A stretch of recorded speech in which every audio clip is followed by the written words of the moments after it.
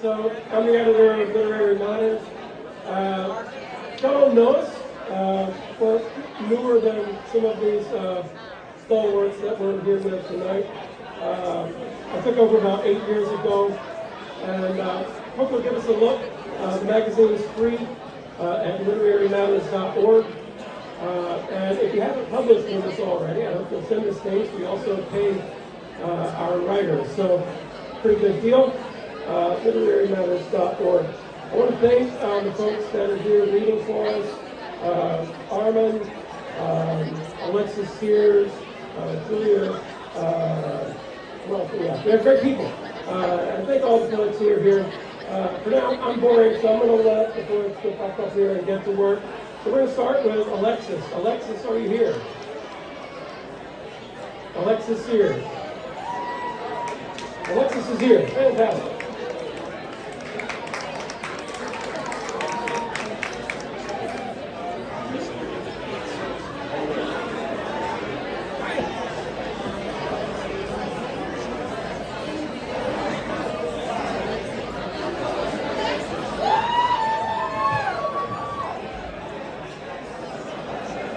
Hi, can everyone? Oh, is that too loud?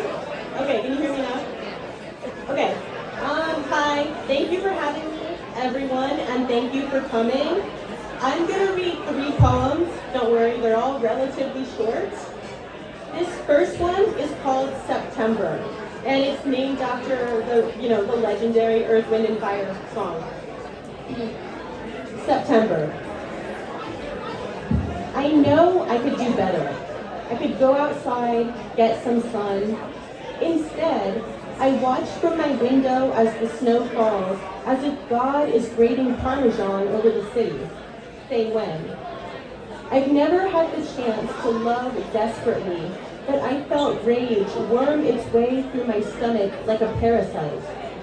So many things I cannot say aloud. It would be wrong to bring a child into the world to watch me suffer, to suffer with me, won't win me any friends. Am I worse off than anyone else, though? I sip my dark roast, spell my name in carrots on the counter.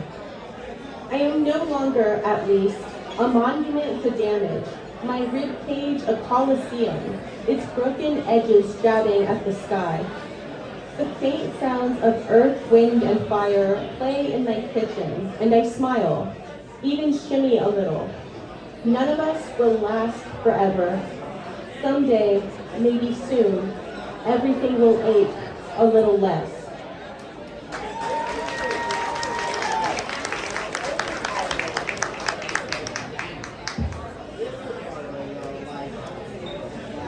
Okay, so this next one is about a club called the Chestnut Club in Santa Monica. Do you have any California people here? Yes! Okay.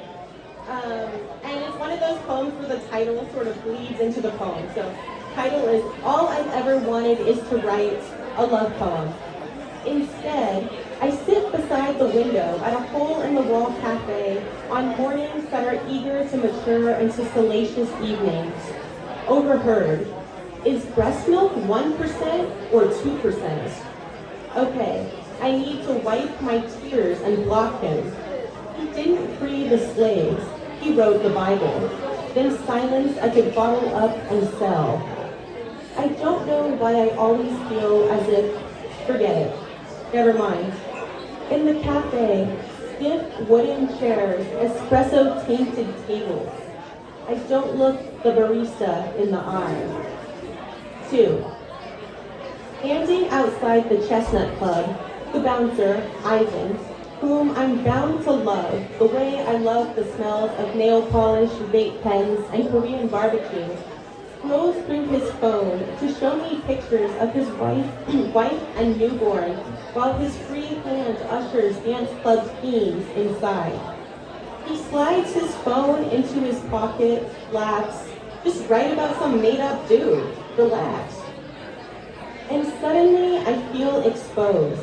I look at him, I really look at him, and want to kiss his puffy cheeks, his baby's nose.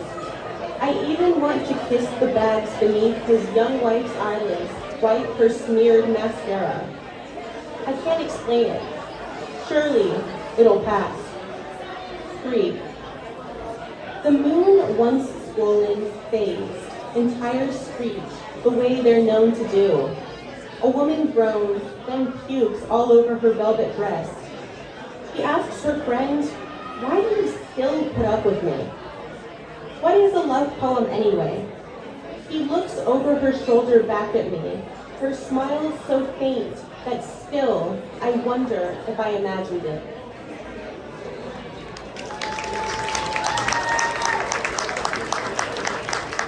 Thank you. And this last one is called Love Train. It's also named after a song. If you've noticed, I like to incorporate music into the poems. This is called Love Train. The summer after freshman year, my best friend told me on the beach that eventually, when I found my life partner, I would love my favorite rock band less. You'll have someone real to pour your love into. I think my love for old musicians is selfless, as my love is unreturned. But maybe there's something in it for me, too.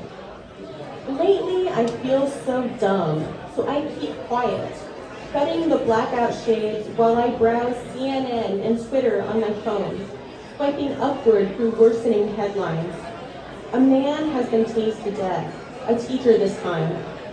2 doctors explain in an op-ed that we can't ignore the rise of colon cancer in young people. It's powerful, almost, the ability to touch a tragedy, tangible beneath your finger for just a moment before you scroll to the next one.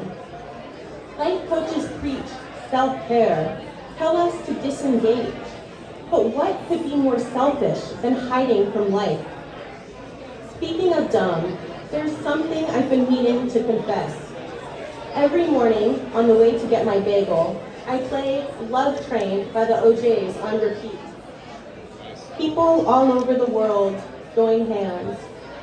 3 black men in matching orange flared pants, jackets sequined with joy, grooving through the verse to the chorus. And I realize how desperate I am, how hopeful I'll never love anyone. A husband, a country, a child, who makes me question constantly if and when they'll ever love me back.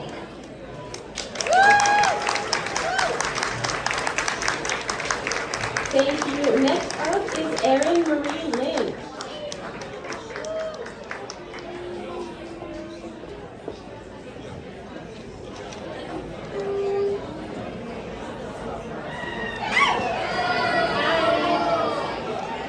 And you guys in the middle, can you hear? Yes, we can. Oh, okay, nice.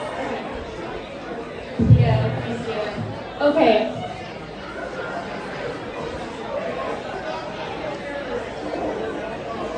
I'm going to read 2 poems. This first one is called 8.5 by 11. Interesting story. Written in red ink at the top of my mother's paper. Is this even true? 1972, 8th grade American Indian unit. Even then, her faultless cursive recounting her father's recounting of Sitting Bull's murder. Today we learn to say who we are in Zoom Dakota class. Tiled in closed spaces. Command, Shift, A, unmute. Shapes move through mouths. Afterward, I forget everything.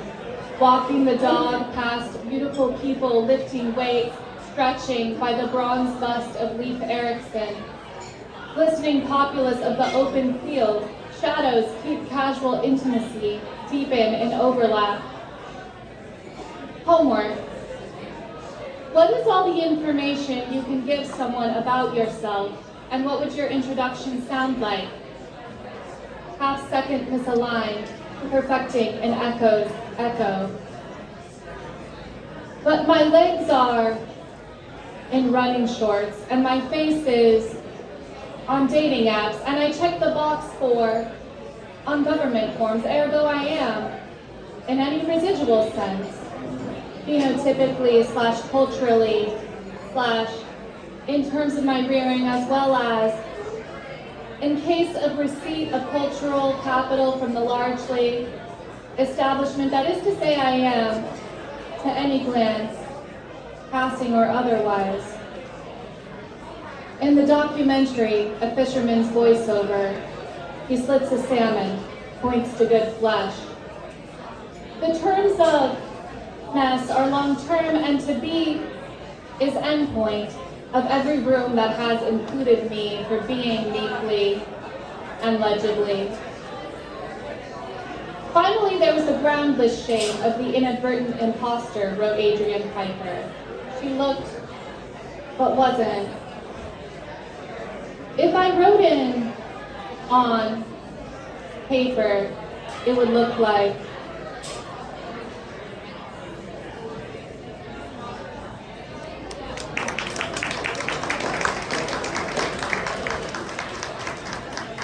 and I'm going to read one more poem. This poem is called Removal Act. All the while the dog was dying, I didn't know. His little heaps of yellow vomit, damp spots where he'd slept. I didn't know what it meant until meaning sat still enough for me to see nothing else. Then a man put in my hand a pamphlet on loss. Big flat words, a sun rising or setting above gray waves, the clouds arrayed in shapes incomparable to any animal. I thanked him, shut the door. For a long time I lay quiet on the floor. Unneeded, I had no meaning, or meaning unmade itself, no longer needing me. Thank you.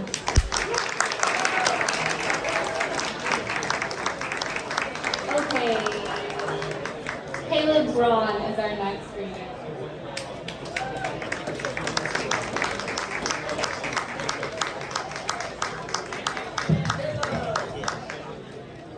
That's a little too tall. There we go. Thank you, everybody. Thank you, Jasmine and Quarterly West, for having me here. This is lovely. Thank you, everybody, for having such a quiet venue for this.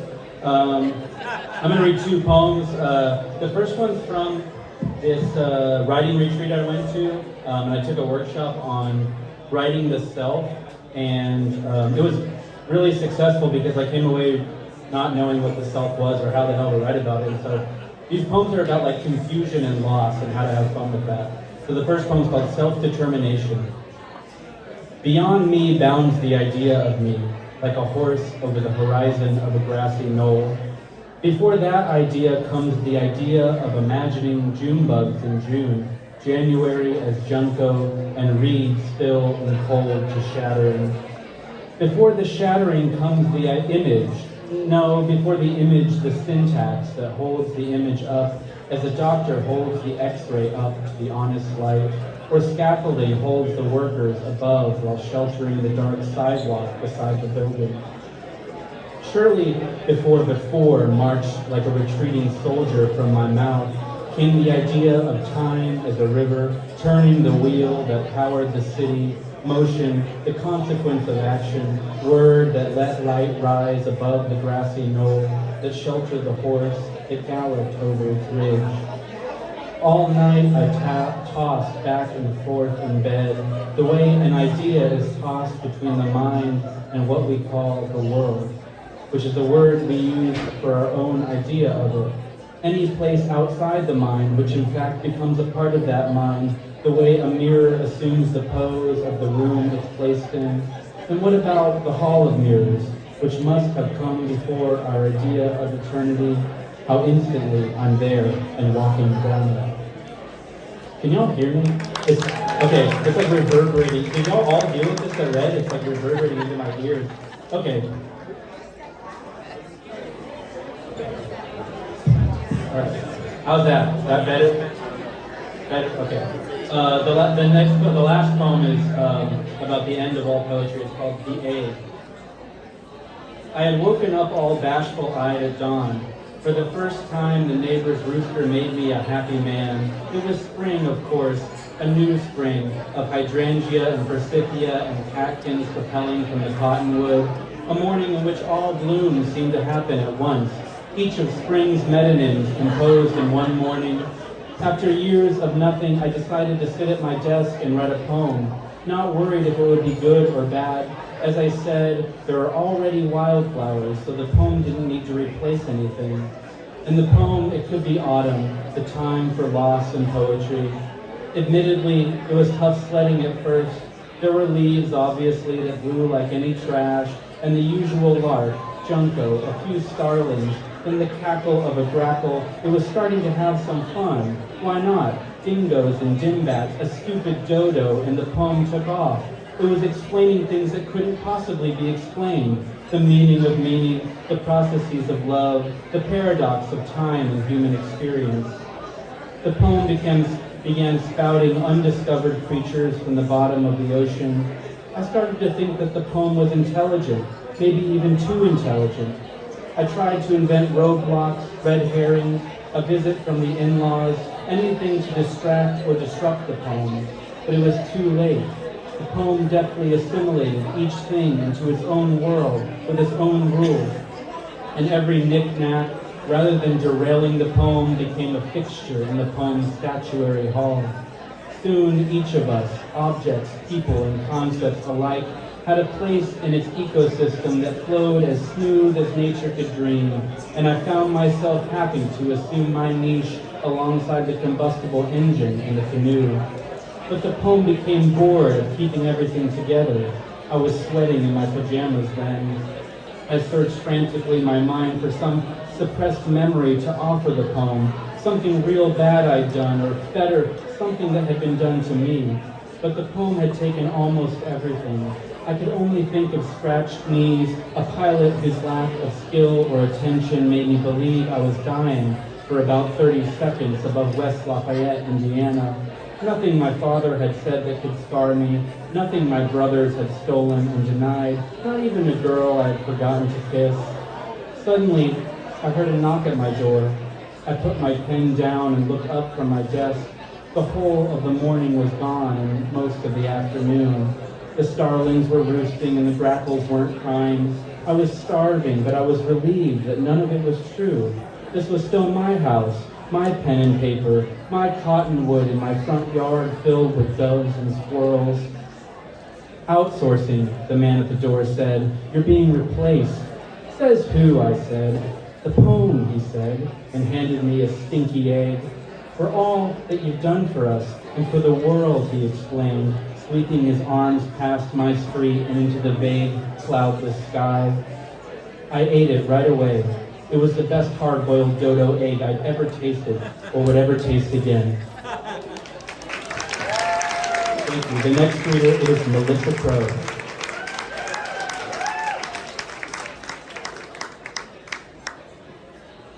Melissa!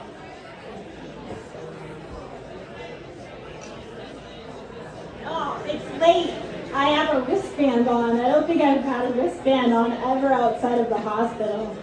And I'm 16.5 years old, so this is a really exciting night for me. I'm going to read 2 poems. And before I do, I want to say that I'm really grateful to George David Clark for being the kind of editor who doesn't just pick things and make them better. And I know that all the editors that are hosting tonight have that in common, so the poets and readers here tonight are lucky indeed. I feel lucky for David's help with this one. It has a running title. Always I have been trying to show you this beauty, my body, and always there are other eyes from which to hide. Like that summer night we spent in the one-room cabin on the lake, feast of corn and grilled potatoes, some 80s movie on the tiny TV, and then our limbs swim tired, sleeping stalls, side by side. Your mother's bed in one, mine in the other, and you with a clear view from your pallet on the floor. Moonlight shone on me from a small, high window and must have lit the water too, but we couldn't see that shimmer. Only this, me lifting my nightgown slowly, you rising to your elbows, one eye on your mother's sleep, both on me and wide with awe, like a sailor born on ship, spotting the only land he's ever seen. You told me weeks before that the worst torture you could imagine was finding yourself on one side of a glass wall and on the other, a naked woman. And wasn't that your life then at 16? Desire and barriers to desire, and by torture, didn't you mean an ache? Prolonged and hungry ache? And didn't you like it, as I did? Isn't that why, for a long moment, I sat so still in secondhand glow before letting my dress fall, cover my own light? If I'm wrong, I'm sorry. If in this way we're not the same. But I remember my breasts, perfect, pale, and blue veined, and pink tipped, and I remember that gesture as a gift. Anyway, I wasn't so cruel, even then. Next morning when you asked me to walk in the woods, float beside you in the old canoe, I did. And there, in sunlight tempered only by the vase of leaf shadow, accident of passing cloud, I let you see me again, touch me. And if there were other eyes in the world, I let myself forget.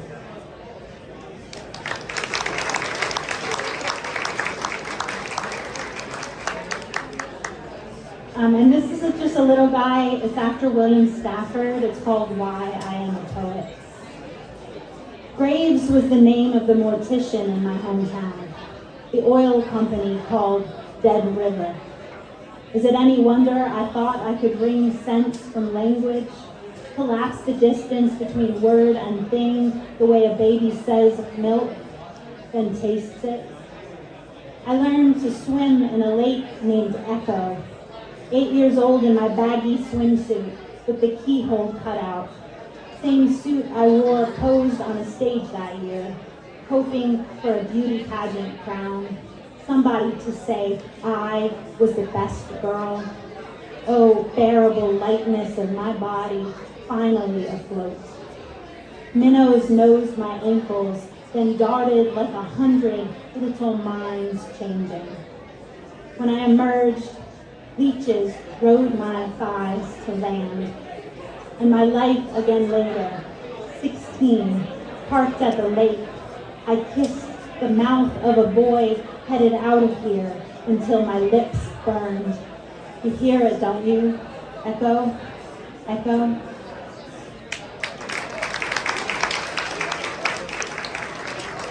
Please welcome Kevin Proofer.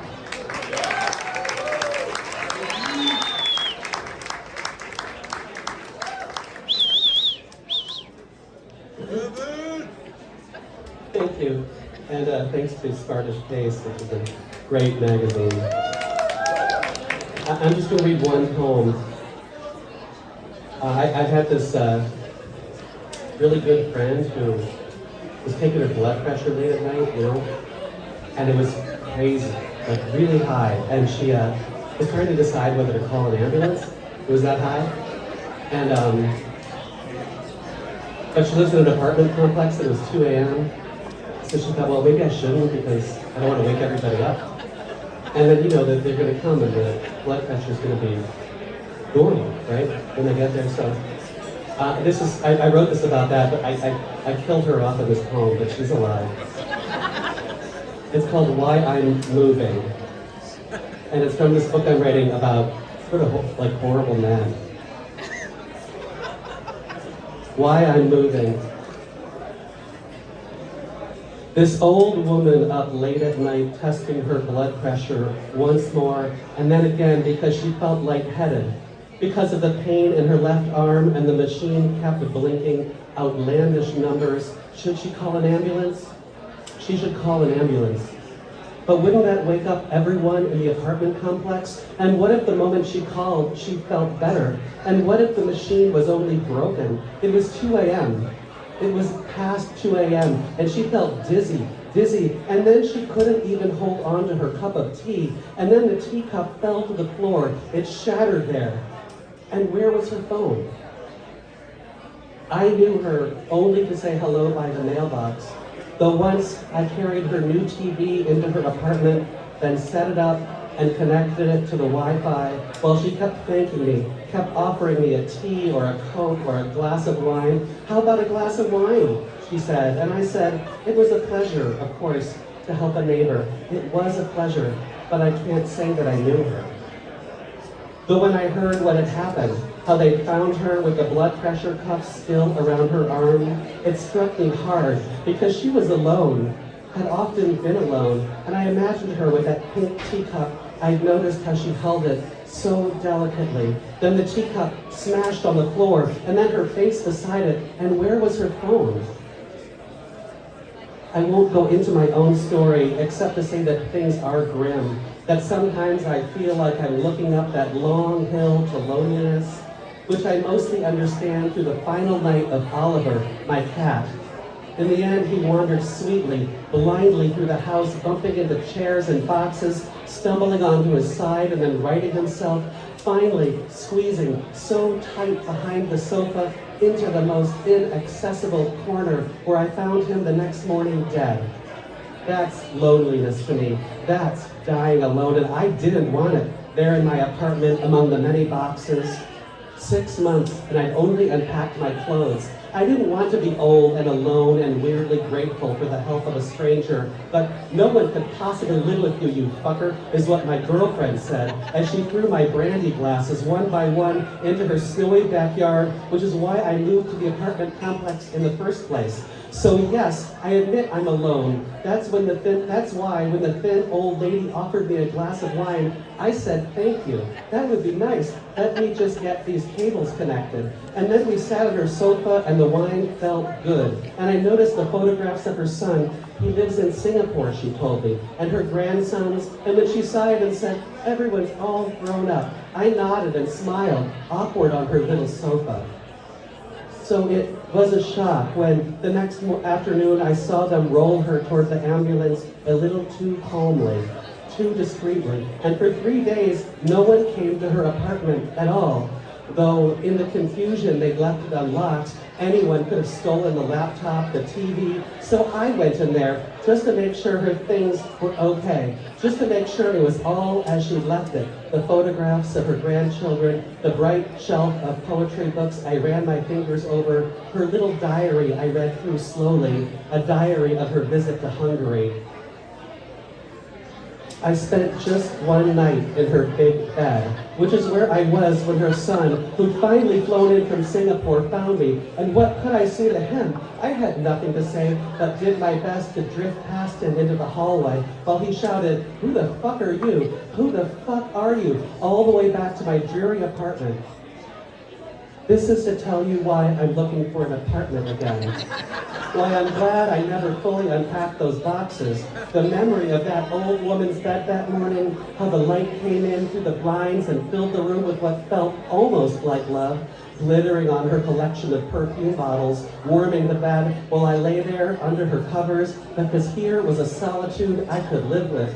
Here, among the pictures of people who loved her, I could live with that silence, which was not in any way lonely and nothing like death.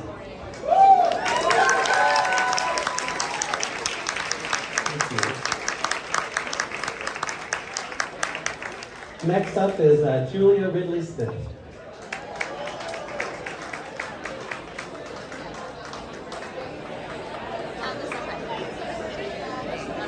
Hey y'all, I snuck in. I'm a fiction writer. Literary Matters invited me, so thank you. I'm going to read just the beginning of a short story from my new collection, which is called Sex Romp Gone Wrong.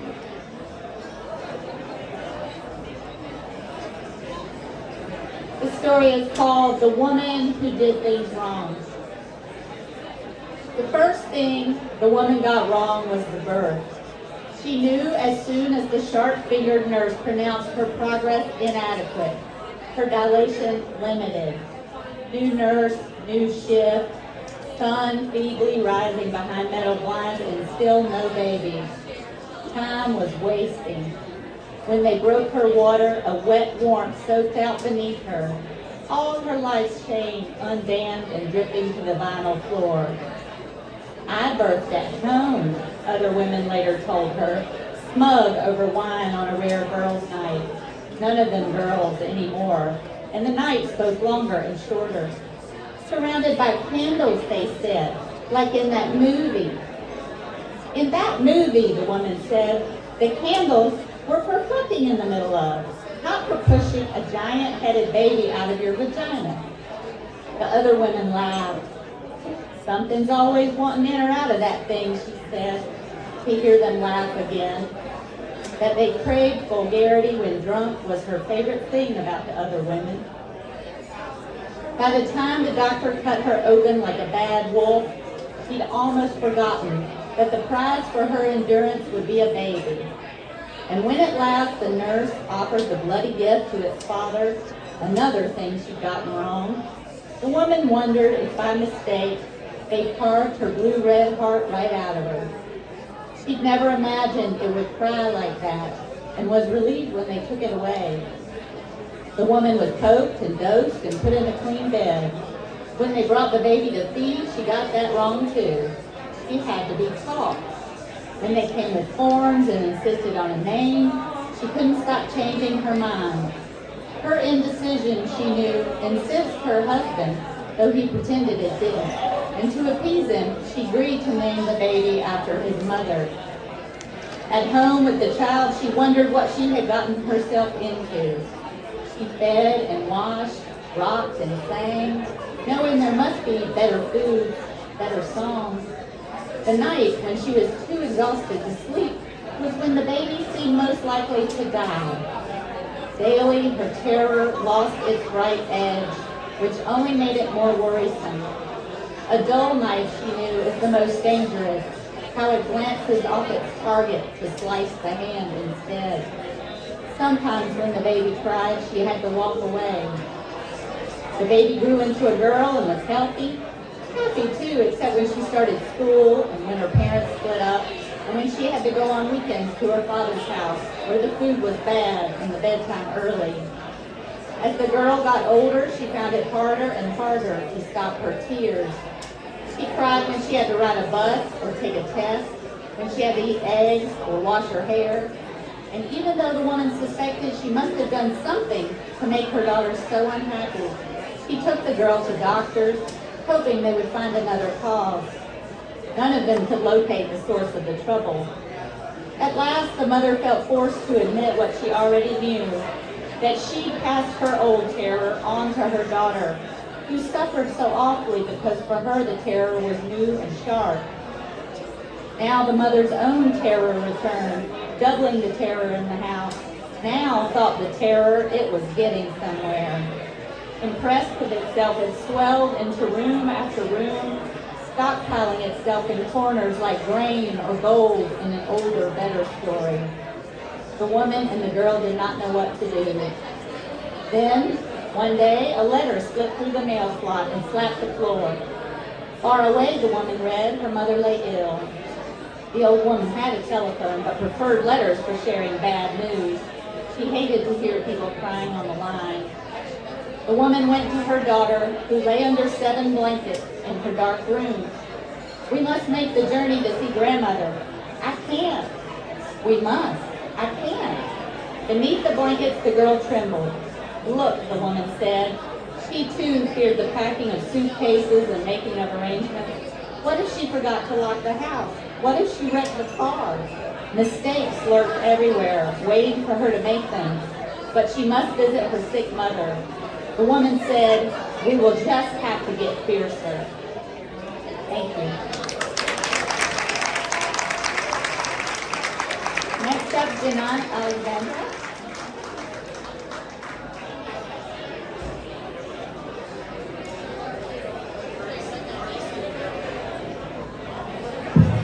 Hi.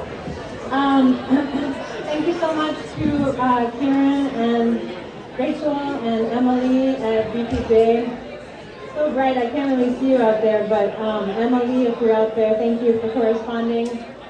Nice to meet you. I'm going to read 2 poems, and I want to start out by bringing Palestine into the room and sharing a poem by my dear friend Lisa Suhair Manjaz, who's a Palestinian-American poet based in Cyprus. In the wake of the ongoing genocide and catastrophe that we're seeing unfold in Gaza right now as we enter the 5th month of this so-called war, I'd like to use this space to amplify Palestinian voices and narratives and remember that our struggles are interconnected, especially also in the wake of all the censorship and silencing that we're seeing in our literary spaces, our arts institutions, in the academy, etc. So this first poem is called Living in History by Lisa Suhair Manjaz. I've never read a poem from my phone before, so here I'm joining my generation. Living in history. It's true, what we do or don't do may come to haunt us. Outside, a man walks by, blue shirt, bald head. He blends into the dust like the olive trees outside my window. The blue-gray sky washed clean by recent rain. The bird whose twittering heralds the evening. May we all fit together like this. Trees, birds, sky, people, separate elements in a living portrait, outlines smooth by the forgiving wash of lingering light. Whatever the skins we live in, the names we choose, the gods we claim or disavow, may we be like grains of sand on the beach at night. 100 million separate particles creating a single expanse on which to lie back and study the stars. And may we remember the generosity of light, how it travels through unimaginable darkness, age after age, to light our small human night.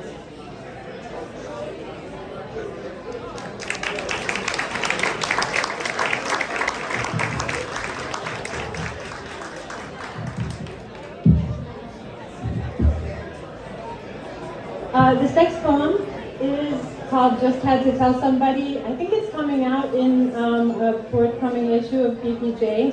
Thank you very much. And I wrote this poem while I was living in Cyprus, doing some creative research for my book. And it feels like a twin in a way. It's in conversation with the work of Lisa Manjaz, whose poem I just shared.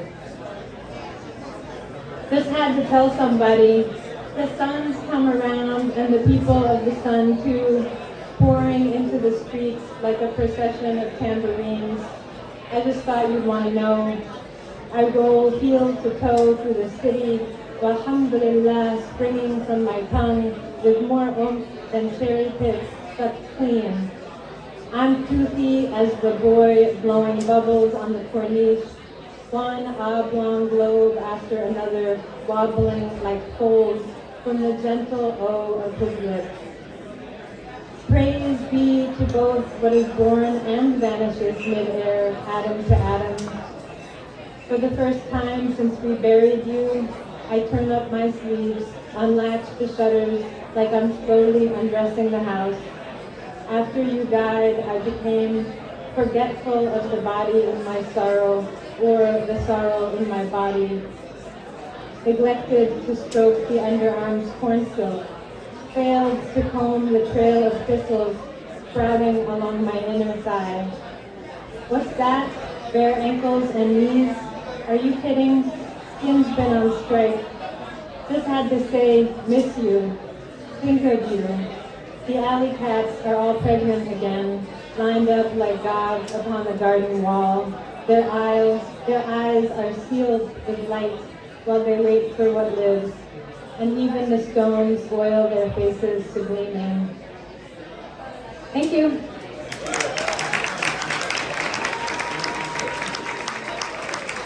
Intermission.